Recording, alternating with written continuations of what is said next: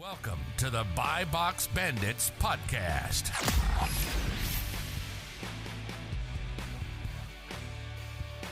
What's up, everyone? Welcome back to the Buy Box Bandits podcast. Today, we're joined by Thomas from FastTrackFBA, world traveler, virtual assistant enthusiast, got a couple different Amazon businesses he's working on and businesses in general. So we're really excited to have him on. We were just hanging out in Miami like 2 weeks ago.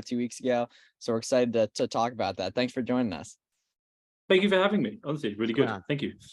Cool. So I know a lot about what you currently do, and it was cool, like hanging out on the yacht and everything, but I don't know a lot of your backstory with everything. So I think that's a great place to start if you want to kind of fill us in on how you got into this stuff and everything.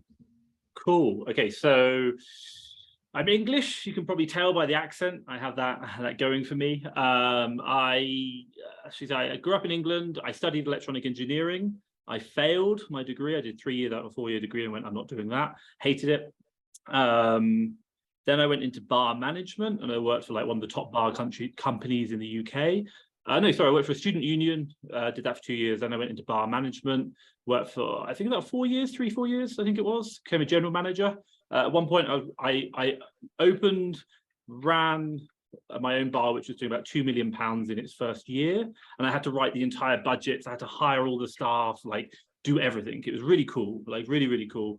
Absolutely love that. And then I hated working weekends and nighttime. You know, like Friday and Saturday night, I'd normally get home at 6 a.m. in the morning. It was like a restaurant nightclub, should we say. Yeah. And I think I had 40 staff, 5 line managers. Oh yeah, well back then, that was way before COVID. So I'm 37, so I'm a little bit older, just turned. And then I went into bowling alleys because I wanted my like evenings back or my weekends a bit more. So did that for about 1.5 years, and I got fired for gross misconduct, like as you do really well. And then I went into, what did I do? Then I went into recruitment for 2 years because I wanted to learn how to sell because I didn't know what the sales process was. And I thought that'd be a really good skill to learn. And then at the time I was living in Norwich, which is kind of like the middle of nowhere in the UK or end of nowhere. And my girlfriend at the time, she was living in or studying in London. And so she didn't want to come back to Norwich. And so I said, look, I don't really want to stay here. Can I come live with you in London? So I moved to London. I spent 2 years in London. And at that time, I spent a week with my sister and her boyfriend at the time, now her husband. And he'd done this company. He used to work in procurement, which is basically buying and selling. It's kind of like drop shipping, but you kind of get the payment. It's kind of like drop shipping, but for like big organizations. And what do? You basically, he was doing procurement into African mining sites for a job, and he just started his own company. And it was in the first year he was working in his bedroom. And in that first year, he went on to $1 million in sales, which was absolutely £1 million in sales into African mining sites. And I spent 1 week with him, which was the worst week he'd ever had, like completely dead. And he would be like, Tom, this mining site want this order. And it was like, you know, circuit breakers and like, you know, weird things like lubricants for mining equipment. And I was like, wow, this is incredible. Like you call up the supplier or you go online, you find the prices, you add on your margin on top, and then you give them the order, you give them the quote, and then they say yes, and they give you a purchase order. And then you take the purchase order to a finance company, they give you the money, and then you go and buy it, ship it to them, take the money back, and then pay off the finance company. And I was like, you don't even need money to do this business. It's incredible. So because I learned how to do procurement into African mining sites in a week, I said, well, if you can do it in African mining sites, you must be able to do it into the UK. And I looked at the time, tendering, UK government. So I set up my first company, which was public sector procurement. And in the first year, we probably did like 100, I say we, me on my own, 160,000 in sales. And I was like, yeah, I'm doing this. And I hated it, absolutely hated it. And if you've ever dealt with the government, they're the worst people in the world to ever deal with. And I was like, no, I do not want to be doing this. But I loved the idea that you can build a business and it's really good, but I just hated my customer. And then we'd open up lots of wholesalers and distributors and even manufacturers. And I was looking at, instead of doing B2B, could I do B2C? And I looked at eBay, didn't like the distribution model. I looked at Amazon, saw FBA, loved the distribution model, started buying, guess what? Stationery from my suppliers. that Amazon was selling on. I didn't understand this at the time. So I was only buying stationery which Amazon was selling on because I was like, oh, it works really well. And then obviously I would come on the listing and then Amazon would tank the price and I'd make no money at all. And I was willing to give up. I was like, I was working in the co-working space and I spoke to my friend, was like, I'm not making any money. I hate this. I'm not making money. I love the model. And he said to me, well, if you could sell something else, what would it be? And it was around October at that time. And I said, I'm not sure. And he said, well, what's selling now? And I was like, well, Christmas is coming, perhaps toys. And obviously, what's the first toy that you think about is Lego. So I literally just went onto Google and typed in Lego. And then there's a company in the UK called Tesco, and they had a website called Tesco Direct. It's kind of like their outlet store, massive stuff. And I literally saw Lego for going like a third of the price it was on Amazon. And that's how I got started in OA. I was about to give up. I'd already had an Amazon selling account. I was doing wholesale originally. Wasn't making money at all. The margins were razor thin. Amazon were competing against me, and then I realized that you could buy stuff from Tesco. I was like, wow. Spoke to my prep center because I was living in London at the time. Did that, and I started my OA journey. I was probably in London for like another year. I've always had staff. I've always at age 21, when I was working in student unions, I had 6 bars and 6 different geographic locations. I had to drive between them, and I had 120 staff. So I'm always used to managing people throughout my entire life, hiring people, managing them. So I was used to it. So I was like, my friend told me about the one in the co-working space, told me about VAs in the Philippines. He heard about it because he does like on like blog writing, and I was like, cool. Onlinejobs.ph, started hiring. Disaster, long story. But eventually solved that problem and started hiring more staff. And then I broke up with my girlfriend for 6 years. We'd been together 6 years. We'd lived together for that time. And my friend said to me, Tom, you know what you should do? You should go to Thailand, because that's where everyone goes. Like, when you're like, I was basically, my business, because I was in London, I had to do it online because with my girlfriend, we were planning to leave London. So I couldn't have an office. So everything was kind of remote. So he said to me, you've got an online business, why don't you go to Thailand? And he literally loaded up a webcam of the beach in, I think it's Koh Samui, and was like, you should go there. And he just pointed at like this beach on the webcam. I was like, man, I want to go there. So that night, I booked a ticket for a month's time to go to Thailand for 4 weeks. And then what happened was I sold everything and I said, I'll go for 4 weeks and I'll come back, and also I'll have a new apartment because I broke up with my girlfriend. I went to Bangkok, I went to Phuket, and I went to Chiang Mai. And if anyone's been to Thailand, that's like the digital nomad place to go. And I was on week 3, and I called my sister up and was like, hey, Claire, it's Tom. She was like, hey, Tom, how are you? I was like, I'm good, thanks. I said, I'm just to let you know, I'm not coming home. She was like, oh, okay, cool. No, when are you coming home? I was like, no, I'm not coming home ever. Like, I love this digital nomad lifestyle. I think it's like incredible. Like, the weather's amazing, life's super cheap. Like, why would I want to come back to rainy, horrible old England? That was about 5 years ago, and I've been like traveling ever since. I did 6 months in Thailand, where I drank for 5 nights, so 6 nights a week for 5 months straight. Like, disaster. Hit 30 years old and just go off the wall. 6-year relationship breakup. I thought my business was going to fail, like massively going to fail. It's going to fail when your purchasing manager decides to buy 26-inch leg, 36-inch waist of like, Levi jeans. I was like, who wears this? It's just like, I wasn't paying attention to my business. So I moved to Vietnam at the time. I spent 2 years there. And when I was in Vietnam, I started FastTrackFBA because I didn't like what other people were doing, and I wanted to do something myself. So I was like, I want to share what I can do. And I created the YouTube channel. That was fantastic. And we've done a whole massive service from there, like leads, VAs since then. And then I've moved from like Vietnam I've traveled all of Asia. I've done like Lithuania, lived in Gran Canaria for a while. I went to live in Cancun after that for 6 months. Now I'm in Mexico City. I've been here about 1.5 years. Absolutely love it. I think it's the best place ever. And then also about 18 months ago, we started Amazon USA. So right now, and to kind of bring it back to right now to where we are today, I live in Mexico City. I love to travel. I spent the whole of January in the Philippines. I currently run Amazon UK only arbitrage. Last 12 months, we did about 3 million. FastTrackFBA, service company that we do a lot there. And then USA, in the last 12 months, we've done about 1.2, maybe, don't quote me. I don't have the app on my phone. But I really, at a very fundamental level, when I was 24 in the bar management, I was earning really good money, probably like living in a city where you needed $20,000 to live off, and I was earning 100,000. And I was like, because all the bonuses and everything, I was buying champagne, I was having a nice life, and at the end of it all, I had nothing to show for it, and I still wasn't happy. And it kind of made me ask the question, like, if money wasn't the objective, but you had enough money to live off, what would you want to do? And I asked myself the question. The question was, I would love to just go meet cool people who are doing really inspiring stuff, and I'd love to network with them, learn about them, but I'd like to have a go myself as well doing it. And I find business fascinating. I find it very creative. I find it very fun, but also it has a lot of upside. But also I really enjoy the networking side. Hence why I do like the YouTube, I do the connecting, I come to the events, and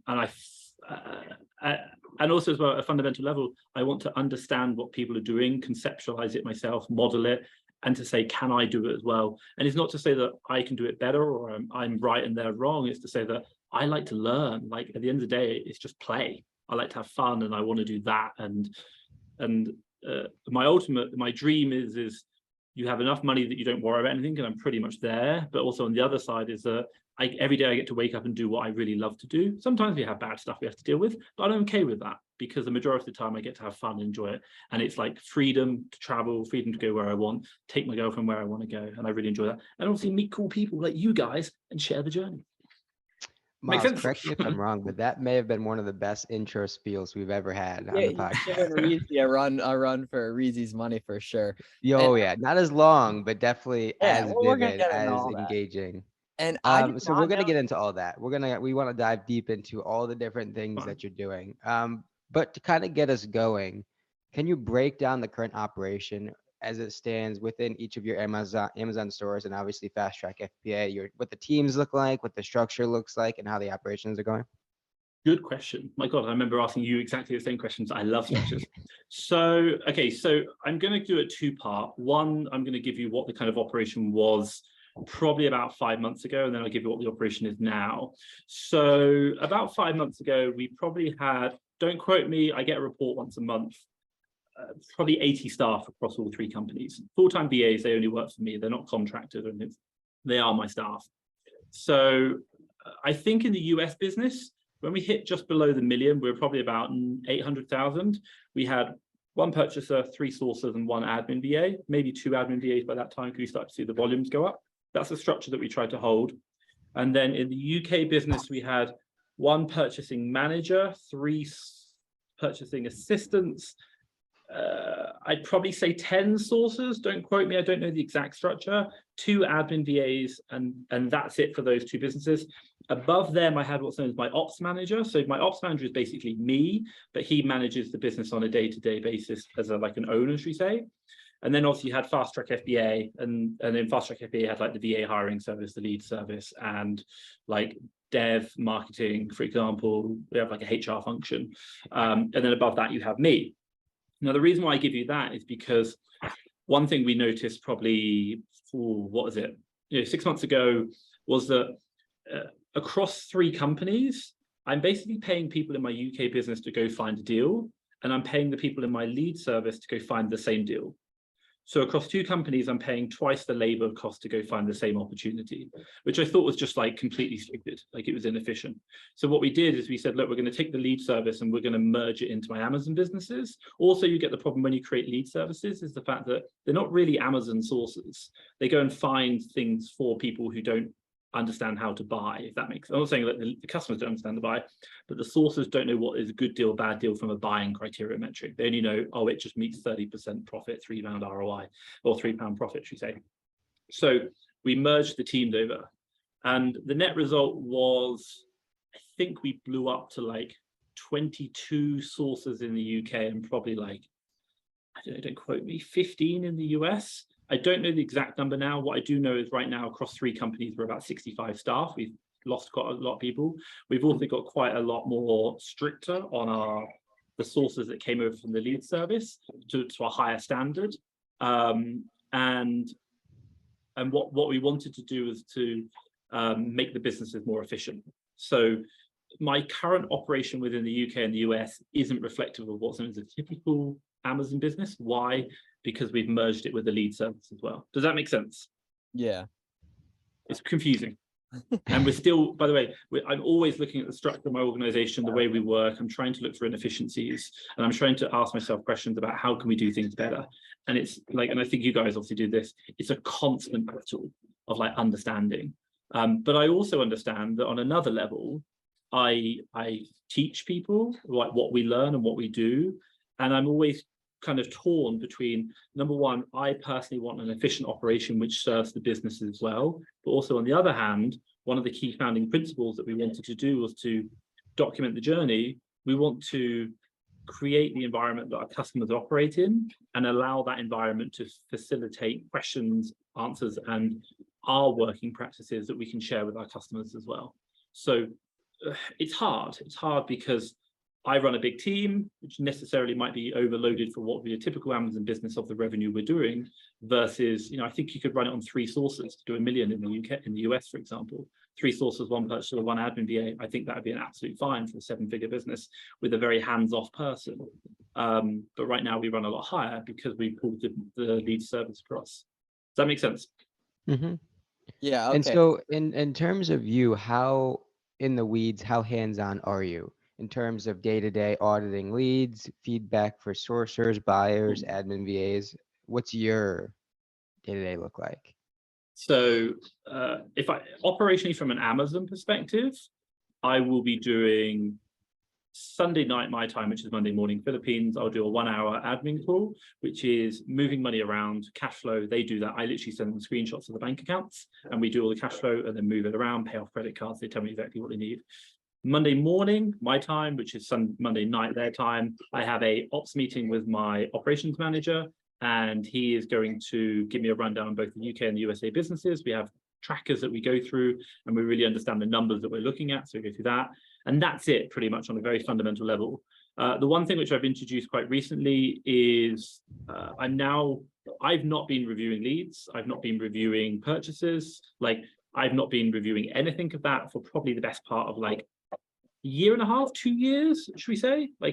And the one thing we've looked at this year is about we need to really get back in, or I need to get back into that to do it more, to, should we say, improve the systems.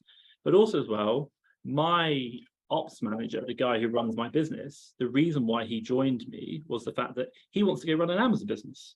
Like that's his goal. And I love that. And I was like, cool, let's make sure that you're up to the standard. So one of our strategic goals over the course of the next year is to get him to the point that he can go run another Amazon business.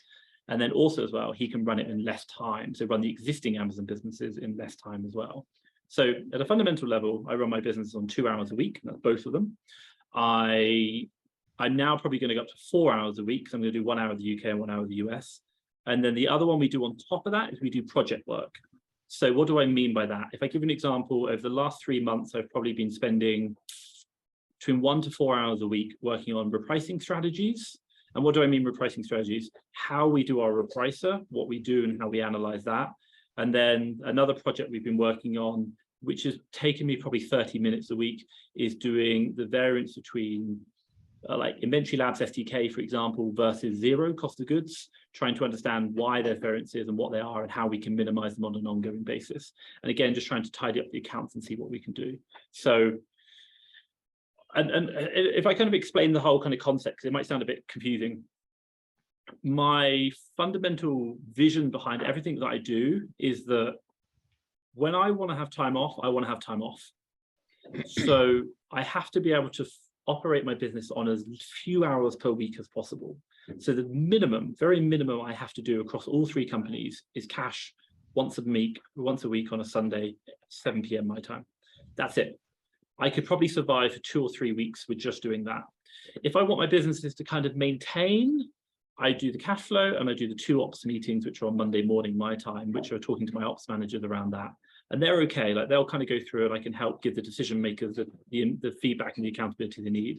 But if I want to grow and develop it even more, then I do the rest of the work that I talked about. And the reason why I have that is because when I want to come to Miami Sellers Conference, for example, or when I go to the Philippines for a month, I can flex my schedule. What I hate, and I absolutely hate at a fundamental level, is that having to look at a calendar and say, I have to do all this work. I'm like, I did not build this business to feel like I have a job. I built this business so that I could have a better quality of life. That was my priority. And if that means I earn less money, I'm okay with that. Yeah, because it's tough to conceptualize that, because the reason all of us started this was because we were hustlers doing stuff on our own and everything. And it's interesting to make that transition. In terms of how you see integrating delegation to like just an Amazon like reselling business, essentially, because that's what a lot of our viewers have. How do you view that? What should be the first thing that is delegated? Is it a prep center? Is it a VA? Is it an ops manager? Purchasing? How do you think about that? And then we can dig into more of that. It's a great question. It's really funny. Saros, who obviously is doing 8 figures, massive. We differ on it. He's like admin VA. I'm like no sourcing. And I think you guys obviously talk about like admin as well. I think the big thing we say is probably prep center first, Miles. Oh, yeah, sorry. Yeah, I would say prep center. Yeah, agreed. I think that's definitely prep center. I think 100%. I think that's really good, especially if you're in the US and tax-free states. It has a massive impact upon, should we say, being a lot more cost effective. But if you're talking about outsourcing to people, right, the majority of people that I deal with are people who have jobs and they are time poor, probably more cash rich. And in that case, I generally think that sourcing would be a better option to outsource, under the proviso that they understand how to source and they're running a profitable business already. And the reason why I say that is because they have the money to invest, but they just don't have the time to find deals, for example. And the admin scales with sourcing. So the more sourcing you do, the more admin you have. But if you can't find enough deals, there's really not much admin to do. But if you can find a sourcer who can be working while you're working, for example, or sleeping, and you can help support them, I think that can make a really big difference to your business. And again, like, I think you guys are a testament to, I've interviewed you as well. It's the fact that if you can get just enough deals, and then you form a mastermind and you all share the deals around that, yeah, now you start leveraging. Yeah, like everyone listening to this is one to 5 person, I guess 2 to 5 person iMessage group chat away from I'd say 75% of what they want materially in terms like freeing up your time, etc. On that stuff. Like every single person is. And most of you guys have never talked to a single person, so you haven't given yourself a chance to even get that, basically. And I think the reason is obviously, I'd say from a perspective of like the people who we attract, you guys are, should we say, fortunately, you're younger than I am. So you generally attract a younger audience, and generally the younger audience will be more time rich and probably a bit more cash poor. But obviously now is completely different. I know like 22-year-olds driving around Ferraris. It's like, oh my God. But on the other side, I meet a lot of people who are more kind of in jobs. They want to get out of them and they're time poor, cash rich. And there's pros and cons and there's different ways of doing it. But when you talk about masterminding and sharing, that's a really important point. But if you can't bring value to that community, that mastermind is going to really challenge you. And I think by the fact that if you can bring leads in with a VA and maybe pool VAs, that has such a big impact. And I generally think that's the first way to go. The one thing I will say, managing staff is one of the hardest things you'll ever do. But if you ever want to get out of if you ever want to have time freedom, it's generally one of the things you will have to do, unless you have enough capital to invest in things like property and real estate, which are a lot more hands-off. And the majority of us don't have that option. So the only option we can really go down to is using leverage in regards, well, it's all about leverage. This is FBA is leverage, capital, credit card is leverage. We're just playing a leverage game. All over in there, yeah. People is leverage. And it's one of the skill sets that, I hate to say it, you have to learn because it's so powerful. And it's one of the hardest to maintain or do. But, I was lucky. I've had like 15 years of managing people, and I share a lot about that, what I do, but I do believe at a fundamental level, it's a very important part of becoming an entrepreneur and learning that skill set. And it limits you if you don't learn that skill. Yeah, he's completely right. And I've been very deficient in and working on that. Like, it's cool, like waking up to products to buy and stuff. And I like legitimately, like, I guess kind of had that leverage network wise, but never like directly, like solely reporting to me. Like, it's cool, like when you wake up and like videos are getting edited and stuff. I mean, you've had a video editor for quite some time, like a now. year, but either way, more so on the Amazon side of things, like which is clutch. But yeah, I mean, it's crazy what's like possible with the geographic arbitrage and everything like that. Can you kind of break down how that works, just for people that might be unfamiliar, like the way the currencies change, like why you're living in these different countries too, and everything, just the whole geographic arbitrage side of things? So obviously you get like the classic one, I meet a lot of Americans. So the classic one is earn American wage, live in a Mexican country and pay in pesos, earn dollars, pay pesos. The conversion will do you amazing. At a fundamental level, the US is quite an expensive place to live. Add in the cost of healthcare on top of that, it becomes really expensive. You can go to Thailand and pay a fraction of the healthcare. My God, you can probably go to Europe and get it for free. In the UK, they don't even ask you where you come; they just do the operation and then say bye. It's hilarious. Like when I lived in Vietnam, I had a Vietnamese girlfriend, and what's funny is we always talk about like entrepreneurship is risk, and when we talk about risk is like you do upside versus downside. Same as deal analysis. What's the worst that can happen with this deal? What's the best that can happen? And I talked about like if I go really hard and my business fails, what's the worst that's going to happen? Well, I'll go back to the UK.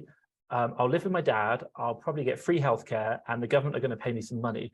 And my girlfriend was like, "That sounds like a dream in Vietnam." And she was like, "That's your worst?" And like we don't worry about healthcare or anything, and it's incredible. So coming back to your question.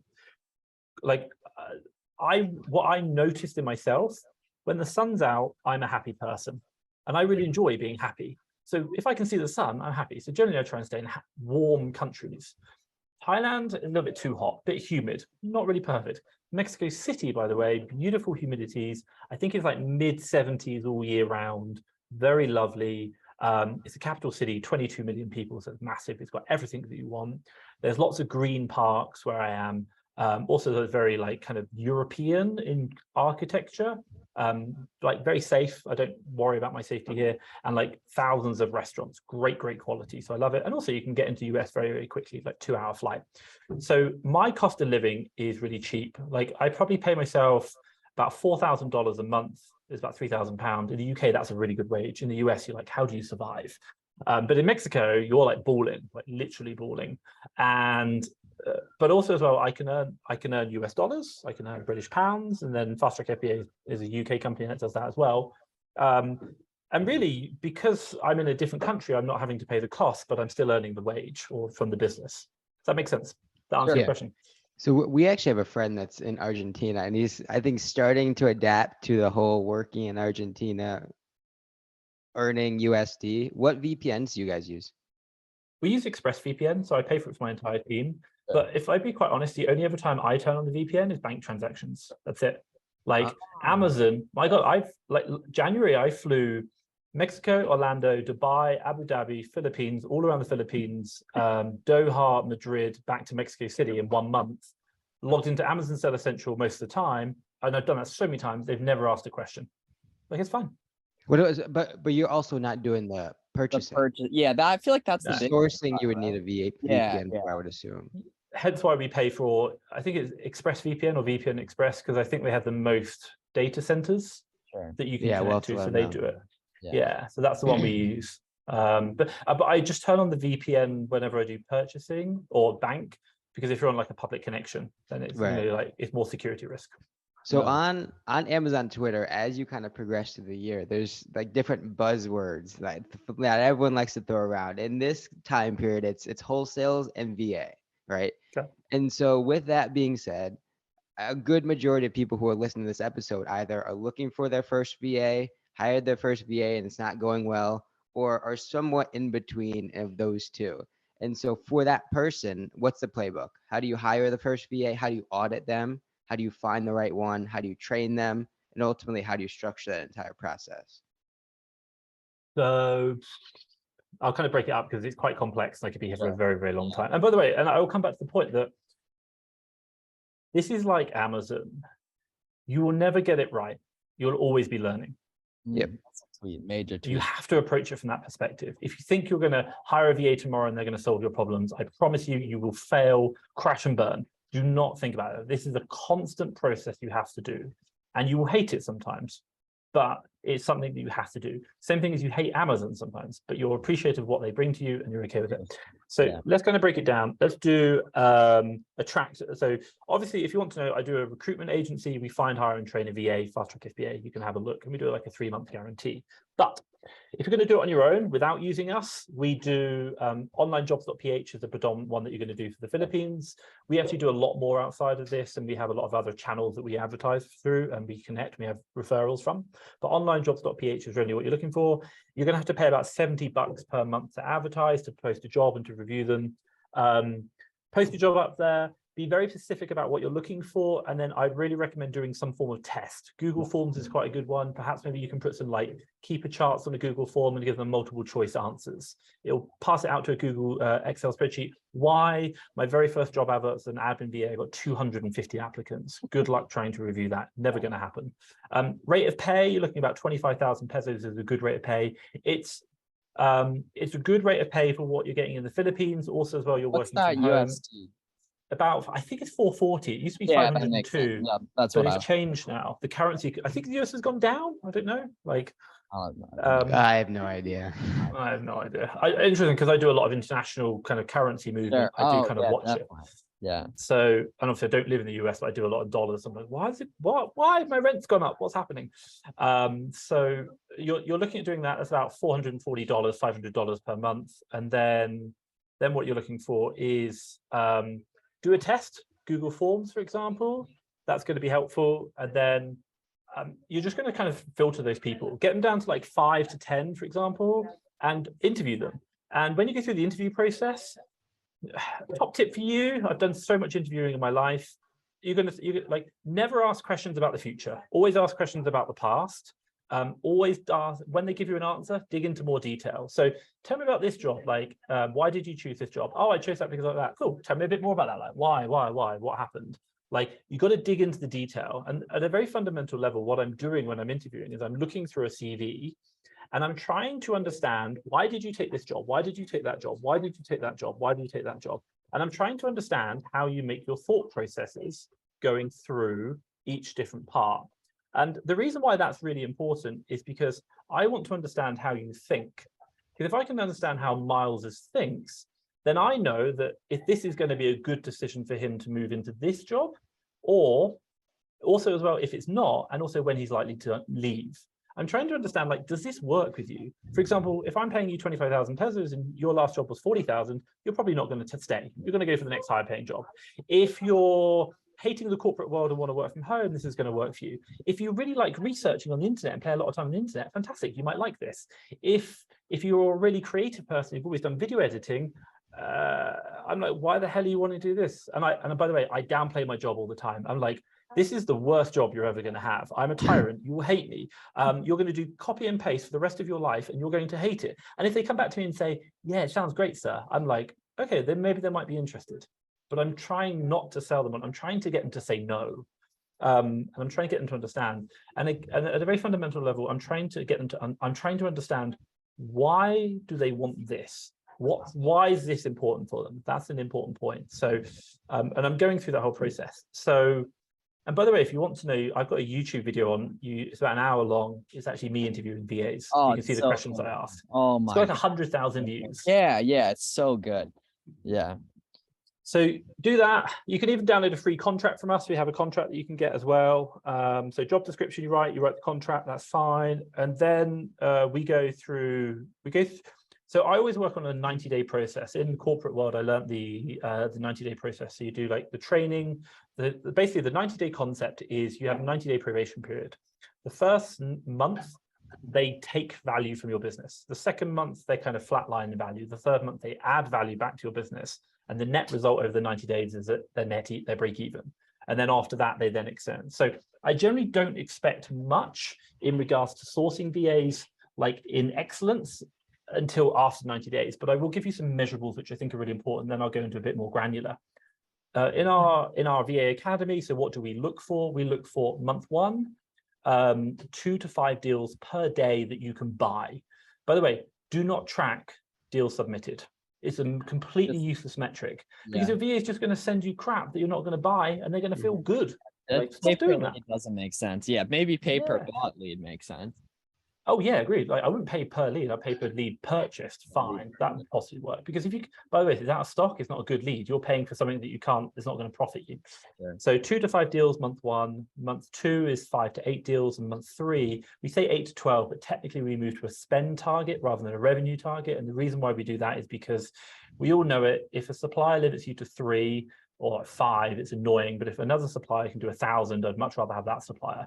So by transitioning from a number of deals to spend, you incentivize them to go towards bigger purchasing suppliers and spend more time sourcing there. And then what we generally see, they'll go on and on and on, like they'll succeed. A couple of things which I would say just to really help people if they're looking at hiring VAs. Number one, like we have a quite clear structure. A couple of things. Whenever you have a VA, define time in your calendar. We do 1 hour a day, and you tell your VA if they've got any questions, they bring it to that meeting. And what's going to happen is your VA is going to send you a message, and you're going to want to reply. And you say, great question, bring it to the meeting. You do not reply straight away. Why? The reason is, I know you want to help them and you want to help them, but what you're going to do is your VA is going to get a bit lazy. And they're going to go, I've got a question, I'll ask sir. I've got another question, I'll ask sir. I've got another question. And you'll be like, man, I'm just like, you're supposed to be like saving my time. And all you're doing is just taking up my time answering these questions. And what you want them to do is bring it to the session. Why? Because what's going to happen is they're going to have to think about the question and the answer before they ask you. But also as well, you're compartmentalizing, time boxing, really important. Now in that meeting, the way we do it, the structure we operate by, first 5 minutes, how are you getting on? Non-business talk. I'm interested in learning how they're doing. Like, I want to hear like, did you sleep well last night? Because if you didn't sleep well, you're probably stressed. And I'm understanding like, is there a stress going on? And if there's stress, I'm going to ask why. Why didn't you sleep? 4 days now, you've not been sleeping very well. What's happening? So I'm going to really ask around that. Number 2, I'm going to ask, give me some good news. Give me something that's great. Why? Because a lot of times these meetings, we're looking at negativities. I want some positives. And then I'm going to go into, right, before we start, let's define the goals. And I want to be very, very crystal clear here. What is it that we are here to achieve? Today, in this meeting right now, we're going to review your deals so that we can buy between 2 to 5 deals today, that we can buy today. That's the success criteria. Why? We always have to come back to the goal. If we're not clear about the goal, if it isn't completely clear, then we don't know what success looks like. I don't know what failure. And I will actually ask that question to my VA, why are we here today? And the VA will be like, we're here today to review the deals so we can get 2 to 5 that we can buy. Cool. And I'll ask the VA that. Why? Because they need to know what success looks like, not me. I already know that. And if they can't tell me that answer, then I haven't done a good enough job communicating to them about what success is. And then we'll go through, right, show me your deals. Let's go through it. And the way I do it over the 3 months, I really recommend is month 1, you're doing the deal analysis. Month 2, you're both doing a bit of deal analysis. Month 3, you don't do any of the deal analysis. And it kind of sounds a bit crazy, but what do I mean? Let's say, for example, a VA gives you a deal. Instead of going, I like this, I like that, I like that, you go, okay, tell me about this deal. What do you think? What do you think about it? And you want them to do the analysis live on the call with you. Now, let's say, for example, a classic one is like the keeper chart, like sales ranks a bit bad, or maybe the new seller count's going up and the price is going down. And maybe they haven't spotted that. Instead of going them, look at the new seller count, look at this, you can only ask questions. So it'd be like, okay, so tell me about what's going on with the new seller count is going up. Okay, cool. And what about the buy box price is going down? Okay, so if the new seller count keeps going up, what do you think is going to happen to the buy box price? Oh, it's going to keep going down. Cool. And how will that affect our profitability? Oh, it's not going to be good. And how long does it take for us to buy the product today and get it shipped in? Oh, about 2 weeks. So if we had to guess, what would the price be in 2 weeks' time? Oh, it would be this. Cool. Let's run that through the calculator. What's the profit? Oh, that's not very good. So do you think we should buy this deal or not? No, I don't think we should. And what you're doing is you're role reversing. So when you start, you're telling them, and then when you get to the end of the 3 months, you're now getting them to tell you, and it's an education process. And the habit we have as business owners is we tell. And guess what the VA does? Yes, sir. No, sir. And the top tip I'll tell you, if you hear yes, sir, or no, sir, to questions that you've asked, you haven't asked a good question. They should give you an answer back, not a yes, sir, no, sir. And it's like, so again, we want to get to the point whereby we're trying to train people to think for themselves. And the way we get them to think for themselves is we ask questions. And I do it with my team all the time. I'm like, you are going to hate me. You will hate me because I will not tell you the answer. I will ask you questions all the time. And again, what we're trying to do is get them to think so that I don't have to manage them so much. What's that? That's like the Socratic method or something like that? I have no idea, but I've learned it and I've heard it, but the classic one is, the classic one you get a business owner who has 3 VAs, for example, and they still want to step out. And they can't ever get past that one level of them directly managing. And the reason is because they're always telling the staff what to do. And the staff need them to do the answers. And what you're looking for is to be able to extract yourself further and further out. How did Jeff Bezos build his company? And I'm not saying everyone here wants to be Jeff Bezos, but the idea is that you need people to think for themselves, good people. But that isn't just about hiring good people. If you hire good people and tell them what to do, they'll start coming into a yes-no fashion. What you really want to be doing is getting them to think for themselves. And you do that through good leadership and good questioning. And that's the way I do it. And I find it really effective. And and by the way, like when we're on the fence, like, I'm not sure, sometimes I'll let my VA buy it. And I'll be like, let's go in the calendar right now. And that meeting there, we're going to review this deal because I want them to learn. It's the learning the most important point. Okay. By the way, it's a lot of work. Oh, yeah, of course. But that's what gets you down the line after 3 months, after 6 months, after a year, some of that lifestyle freedom that you start to slowly acquire that all of us are looking for, and I got a lot of work to get and everything. So I asked you this in Miami, but I'd love to share with the audience as well. Something I have a lot of limiting beliefs around would be the VAs actually purchasing stuff. So how do you set up that infrastructure as well as just from a security perspective, get that set up the way it should be? So you're not getting, money taken and everything, which potentially could happen at scale. I'll do security, then I'll do how to set it up operationally. Security, there are 2 things you need to consider. One is the fact that you have the classic one, which is if they do something wrong, I'm going to fire them. We have rules and procedures. We have the negative consequences of, as you say, bad things happening, i.e. them buying themselves. You've got to have them absolutely fine. There's lots of documentation around them. That's cool. You can find that online, no problem. The other side you really want to look at is actually the motivational side. The side whereby if someone were to break into your purchasing manager's house tomorrow, the first thing they're doing is swallowing the credit card details. That's the thing that they're going to save. And the question is, how do you get there? So a couple of things you want to think about is, number one, build a great working environment. So your team feel empowered, they feel that they're recognized for the great success, they're rewarded for the great success. They really enjoy it. We do quality of life surveys, Gallup's 12 questions, it makes a big impact. We do check-ins with my team. At a fundamental level, I know about who my team are, I care about them on a personal level. And I think that's it. Like, I have a phone call with my camera on. By the way, if you've got a VA right now, turn your camera on. If there's one thing I can recommend, do that. Just show your face. This is called communication, visual communication. If you want to meet anyone, do that. Yeah, I do. But how many clients right now just talk about through WhatsApp, or if they do have a call, it's no cameras? I'm like, no, come on, communicate with people. So recognize who they are. Give them recognition, give them support, care about them on a personal level. You have to be able to understand where they're going in life. If you don't understand why they're working for you and you don't understand what they want from this company, then you will never know when they're about to quit or when there's a problem. Like I said to you earlier on, my ops manager wants to become an Amazon seller. So I know that so long as I'm helping him towards that goal, he will do anything. But the moment I change that, he's going to start getting a bit disgruntled. If I'm like, hey, I'm not going to teach you this because I don't want you to know it. He'll be like, well, I don't think you can help me. And he'll probably go somewhere else where he can find that because it's helping him on his path. Interesting enough, I had a lot of conversations with my staff. I'm like, the question you ask is, when you leave here, what are you going to do after this job? Because by understanding what you're going to do, it's going to help me understand what I can do now that's going to align with that goal. And I'm going to understand where you're going. So, what else do we do? Recognition, support. It's about getting to know them. Incentive plans. If you ever want to read a book about incentives, Freakonomics, one of the best, most engaging books I've ever read. Who's it? Freakonomics? Freakonomics, right? Yeah, it's incredible. And the reason why I love it is it tells you how incentives can go wrong, which is very, very important, especially in our game when we're managing people. But at a fundamental level, we do it whereby we pay out a percentage of the net profits to our staff. And the purchasing manager gets the highest proportion of it because they have the biggest responsibility, but I want them to be rewarded for the success of the company. So that's what I'm after. I'm after them doing a really, really good job. So that's the kind of how they get on and what they do. And then we have the operation. So at a very fundamental level, we never buy in, we always promote from sourcer up to purchaser. Number two, what we do is if you have two sources that you like, and the classic one is you go for your best sourcer, don't do it. Like, you need to look at a different metric. It's not the one who can give you the most deals. It's the sourcer who will give you the most deals that you buy as a percentage of deals submitted. If someone submits 20 deals and I buy 10, that's a 50% rate. If someone submits 8 deals and I buy 7, I can't do the math, it's like 90%, for example.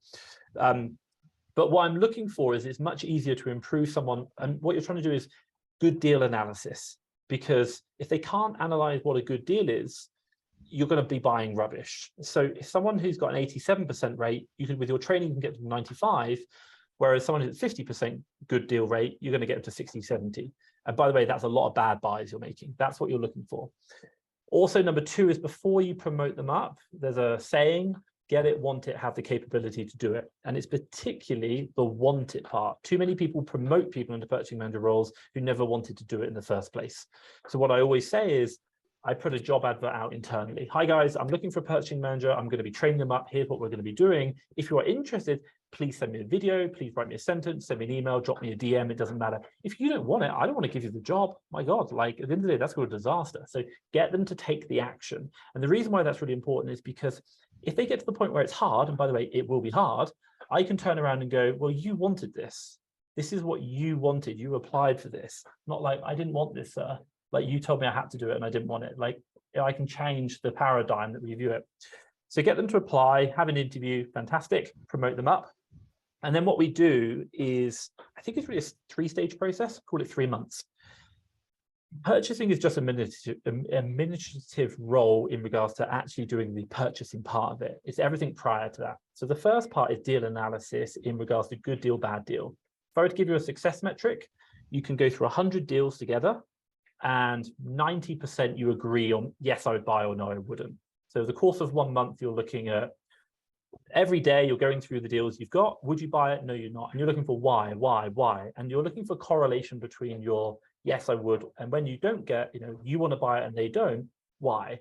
And you're trying to align your understanding of deal analysis. That's month 1. Month 2 is, we now know what a good deal looks like. How many do we buy? So now you're going to go through the training process again, teaching people how you do your purchasing. I can't begin to tell you the number of sellers who say, oh, I just kind of feel it. Can't do that. Sorry, you've got to stop that. You've got to say, I need to be able to write my process down on a bit of paper and give it to my VA, and my VA is going to follow it. And when they get something that I don't agree with, then I need to change the process. It needs to be a systematic way. And your measure of success is by the end of the month, you are pretty much getting, again, 90 out of 100 deals, you're getting very similar results. Obviously, some of them might be like, I'll buy 20, you buy 25, fine. But if you say buy 20 and they say buy 2,000, whoa, there's something wrong there. You've got to get that alignment. And then the third month is a really simple month. Okay, what you've done, you now know good deal, bad deal. You now know how many to buy. So we're going to do 4 weeks. Week 1, I think it's 4 weeks. Week 1 is you're going to do all that deal analysis before. I'm going to come on the call with you. I'm going to quickly do the deal analysis as well. I agree. Let's take these 3 deals and let's go put them in the basket and let's buy them. You're going to watch me. Fantastic. And then towards the end of that week, you're going to be telling me live on the call what to do. I'm getting you to understand the process. Week 2, you're going to do the deal analysis, and then you're going to put them in the basket to me. And then on the call, we're going to put the credit card in together. And then I'm going to watch you put it on the buy sheet. And then you probably do that for like a week, 2 weeks. It does take a while. And then finally, week 3 is that you are now going to do the deal analysis, number to buy, put them in the basket. You are going to buy them just before my call. And then we are going to review the purchases you just made. Why? Because you can still cancel an order within like a few hours of it being purchased, and it doesn't really matter.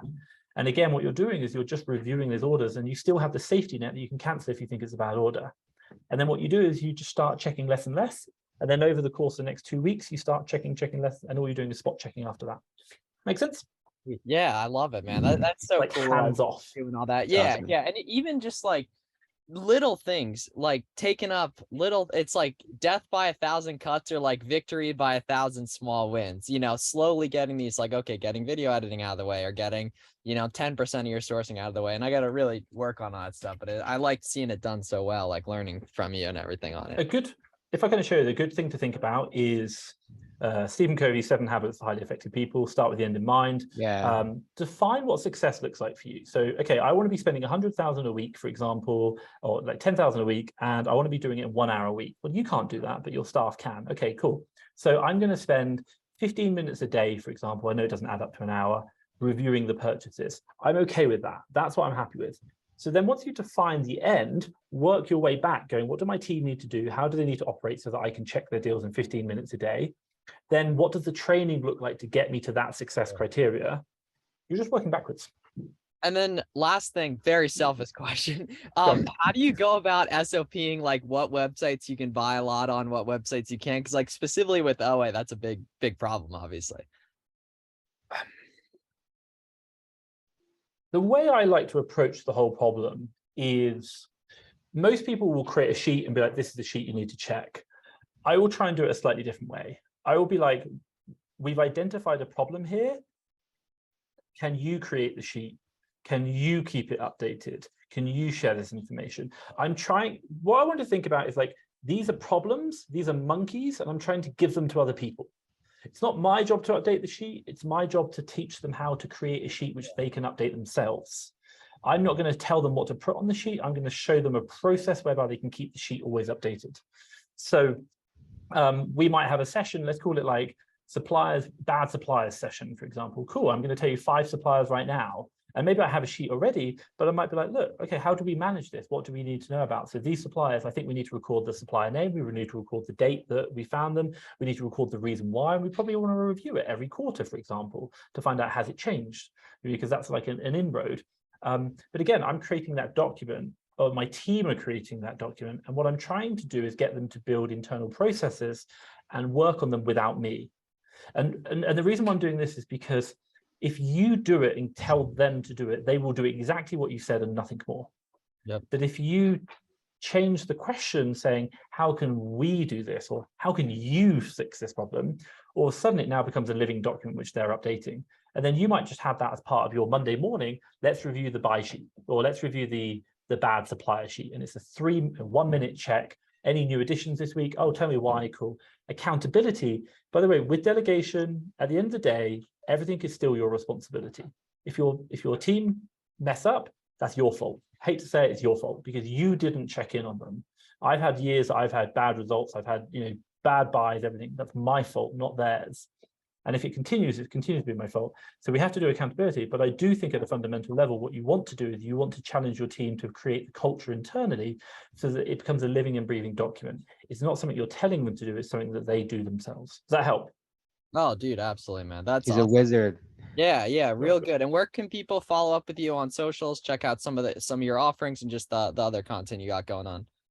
FastTrackFBA, Facebook, Instagram, Twitter, YouTube, website, fasttrackfba.com. Yes, fasttrackfba.com. Yeah, all that. Check out that around. Keep It tutorial. A lot of good content on there and everything. Dude, thanks a lot. It was awesome meeting you like 2 weeks ago as well, too. It was awesome. Hope we can do it again sometime. Everything, go check out Fast Track. Thank you guys for listening. I will see you guys in the next one. Thank you very much.